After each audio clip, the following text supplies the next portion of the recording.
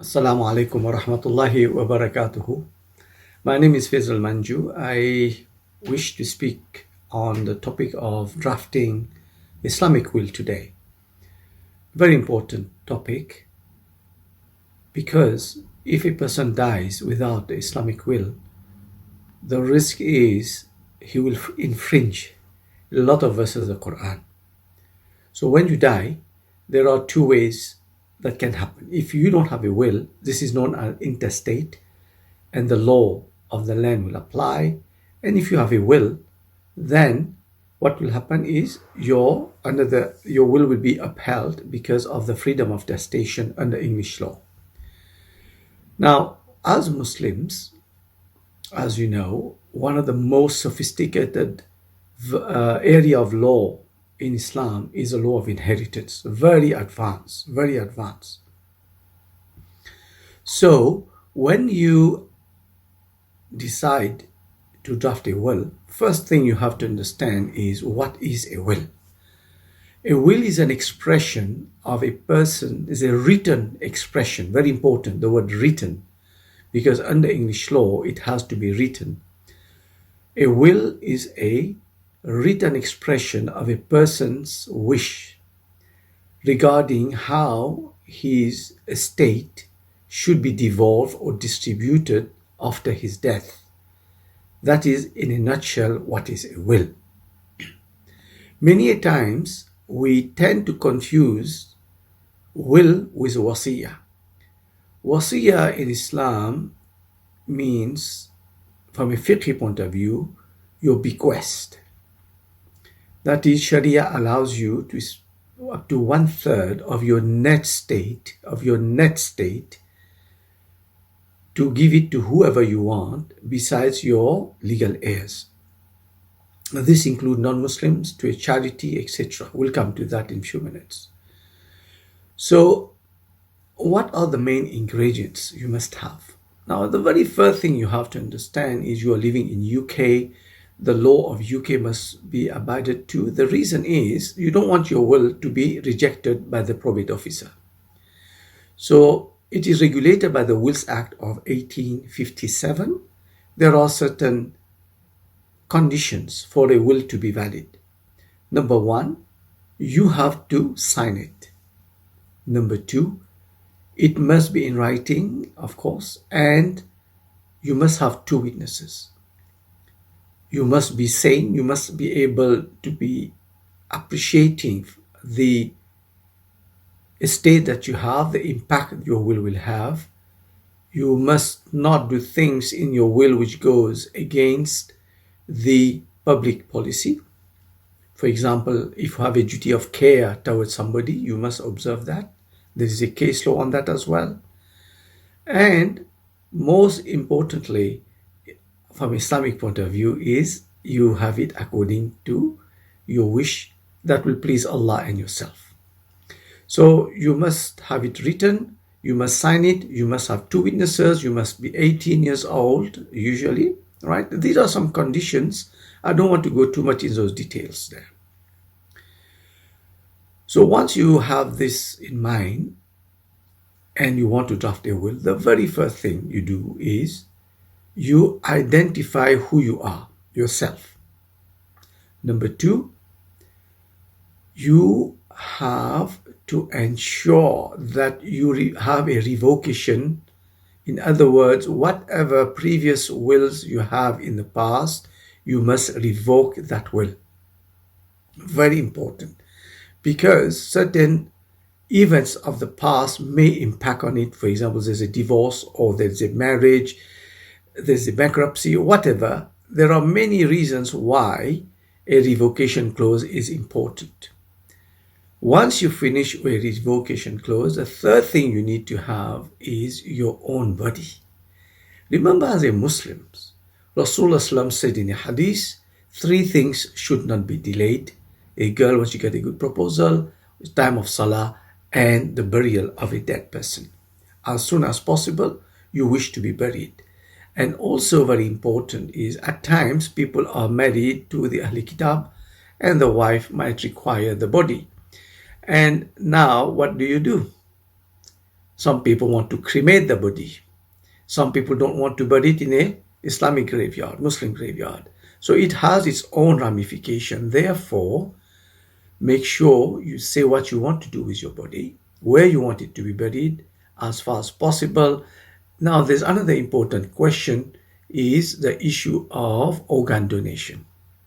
As you know, there are guidelines on NHS website. You can check it. You can ask your ulama about your organ donation. That is your decision you take.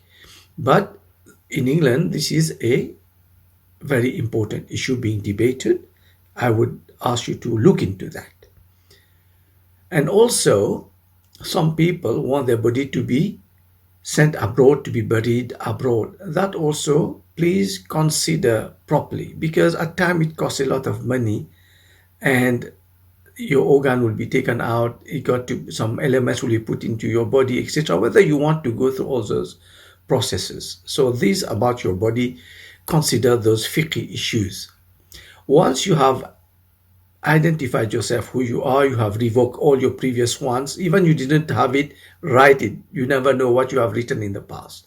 Thirdly, make sure that you explain what to do with your own body, your kafan, dafan, where to bury you, etc., your salatul janazah, whatever. After that, very important, appoint one main administrator for your estate. An administrator will collate all the information regarding who you owe, also what do you possess. There are procedures to be followed. They will follow that. It is good to mention two. The reason I'm mentioning two is just in case somebody refuses to do it or he passed away. Just to be on the safe side, failing Mr. So-and-so, Mr. So-and-so will take over. Very important also is try to get somebody you trust. Somebody who knows a bit about your private life, like your wife or your husband. It's good to have somebody who knows about yourself. Once you finish, appoint him, give him the necessary power to administrate your estate. The next one is you have to accommodate those who you owe. I don't know how to lay a lot of emphasis on that. Do not underestimate your debt.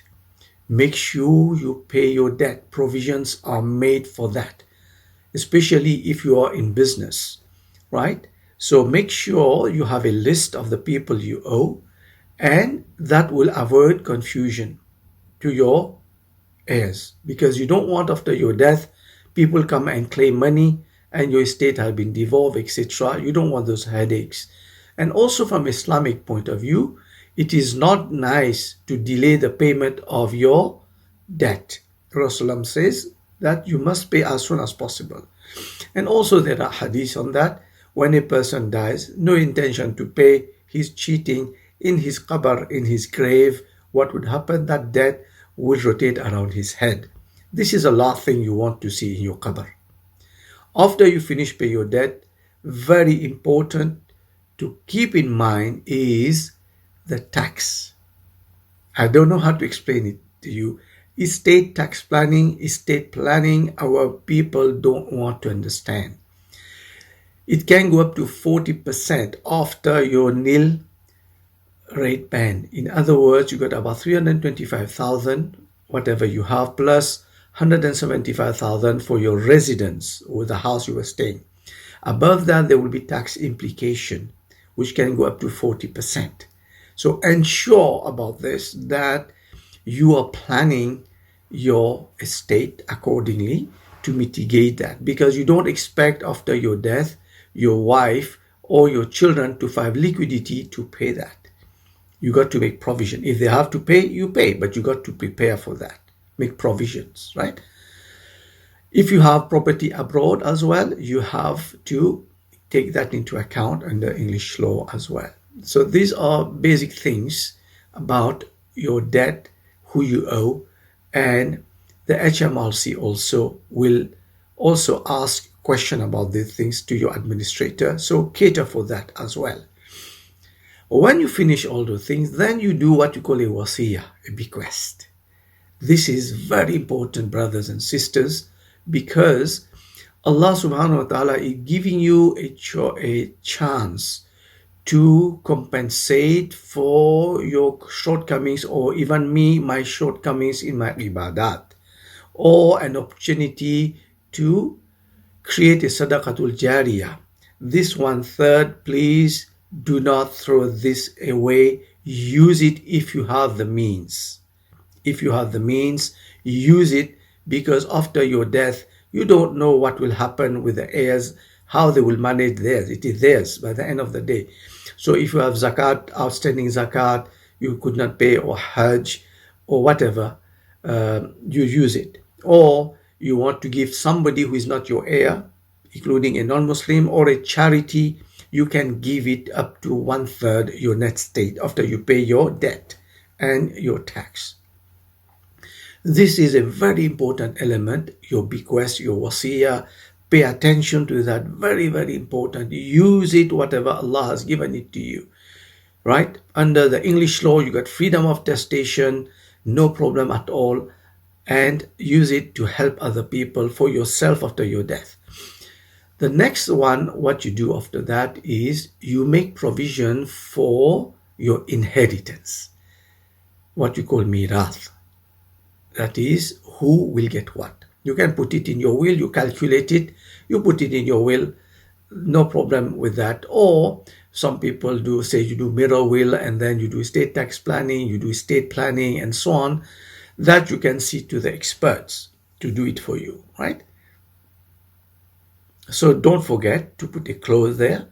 If you want to calculate how many your children will get, your wife will get, you do that, no problem. Okay. Remember, if you have a house, your spouse also will have, depending it is joint tenancy, etc. Again, consult your lawyer about this. Very, very important, right? Once you finish about your mirath, that is who will get what, you can put a provision there. Next stage would be if you have minors or people who are under you and they are dependent on you. Some people is not well, a very old person. These type of people who are going to be your heirs, you got to make a provision for them. Maybe you use a testamentary trust. In the case of children, who will be the guardian, for example. Very important. So you, in Sharia, you got rulings on that. See your mufti and get your rulings, and you fill in your will. Another very important case is the case of, in case a family, an entire family wipes out for whatever reason, a disease, an accident, na'uz billah min dhalik, but it can happen.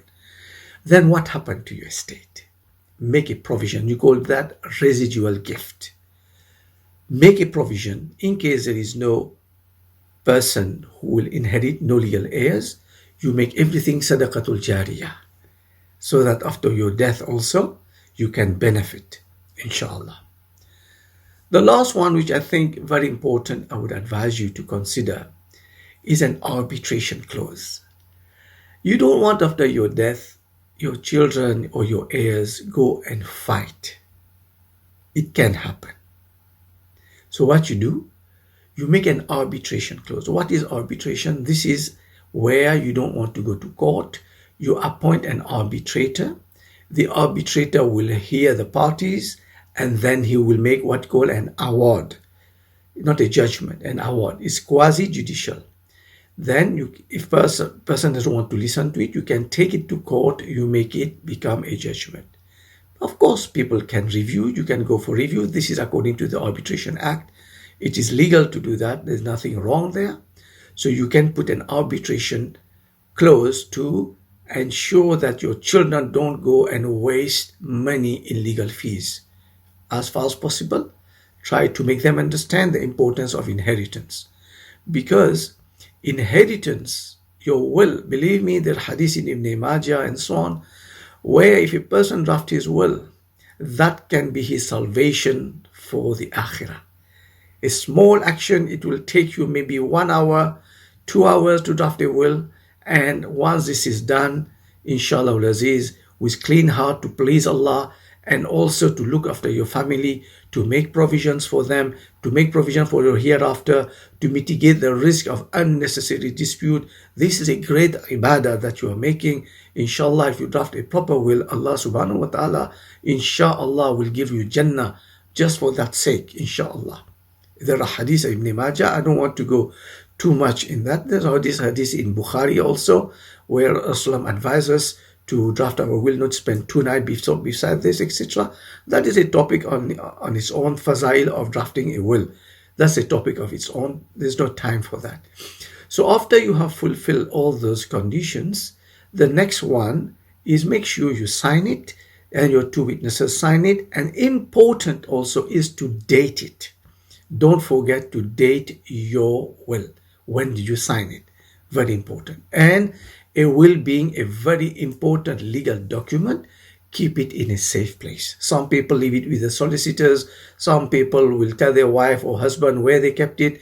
Make sure this is well preserved. Very, very important that you preserve your will. So this is a few basic elements you take into account when you draft an Islamic will. I hope this will be helpful for you. And inshallah al-aziz, don't forget to consult your lawyer. I am not a regulated lawyer by the SRA. So if you want any legal advice, you go to your regulated solicitors.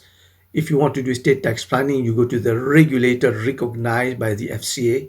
Very important, the small advice I'm giving to you, and do it professionally. It costs you some money, of course, but better pay £1,000 now and saves a lot of money in the future. Save a lot of problem in the future, etc. For estate tax planning, what the people will tell you is to use the concept of trust. That also you can look into, right? If you want to make a waqf, you can make waqf via a permanent trust also. So this is another area of law, what's called the trust law. I'm not going to go into those details. So it's a very advanced area, even under English law, as well as under Sharia, a lot of things to consider.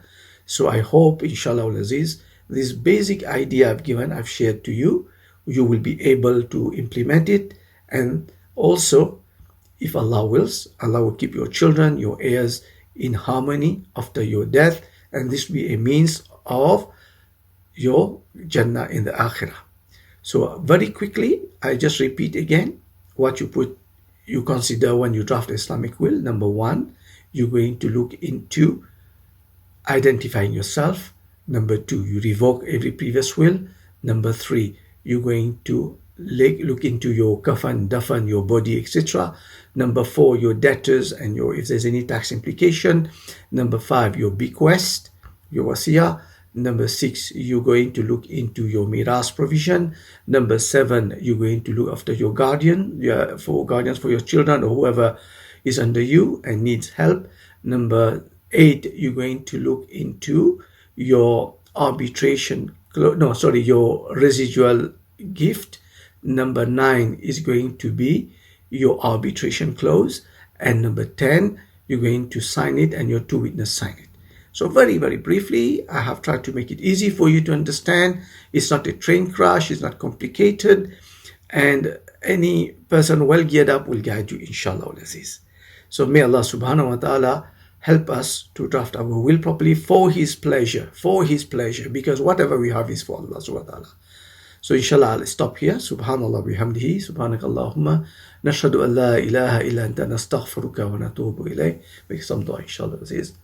يا أول الأولين ويا آخر الآخرين ويا ذا القوة المتين ويا أرحم الراحمين يا بديع السماوات والأرض يا حي يا قيوم يا ذا الجلال والإكرام اللهم صل على محمد وعلى آل محمد بعدد كل معلوم لك اللهم أعنا على ذكرك وشكرك وحسن عبادتك ربنا آتنا في الدنيا حسنة وفي الآخرة حسنة وقنا عذاب النار وقنا عذاب القبر وقنا عذاب الحشر وقنا عذاب الفقر وقنا عذاب الدين واحشرنا يوم القيامة مع المتقين ومع الأبرار يا عزيز يا غفار اللهم احفظنا من كل بلاء دنيا وعذاب القبر وعذاب الآخرة اللهم لا مانع لما أعطيت ولا معطي لما منعت ولا ينفع ذا الجد منك الجد اللهم بارك لنا في الموت وفيما بعد الموت اللهم بارك لنا في الموت وفيما بعد الموت اللهم حاسبنا حسابا يسيرا. اللهم حاسبنا حسابا يسيرا. اللهم إنا نسألك الجنة بغير حساب. اللهم إنا نسألك الجنة بغير حساب. ربنا هب لنا من أزواجنا وذريتنا قرة أعين واجعلنا للمتقين إماما. ربنا زدنا علما نافعا ورزقا واسعا وحلالا وطيبا وعملا صالحا ومتقبلا وشفاء من كل داء وقلبا منورا ولسانا ذاكرا وإيمانا كاملا ويقينا صادقا وخلقا حميدا وتوبة نصوحا وقلبا سليما. اللهم احفظنا من كل بلاء الدنيا وعذاب القبر وعذاب الآخرة. اللهم اجعلنا من المقربين. اللهم اجعلنا من المقربين. اللهم اجعلنا من المقربين. اللهم بارك لنا في الموت وفيما بعد الموت. اللهم بارك لنا في الموت وفيما بعد الموت.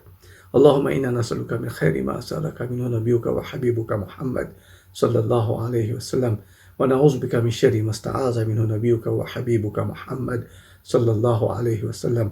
أنت المستعان وعليك البلاغ، ولا حول ولا قوة إلا بالله العلي العظيم. سبحان ربك رب العزة عما يصفون وسلام على المرسلين والحمد لله رب العالمين برحمتك يا أخي.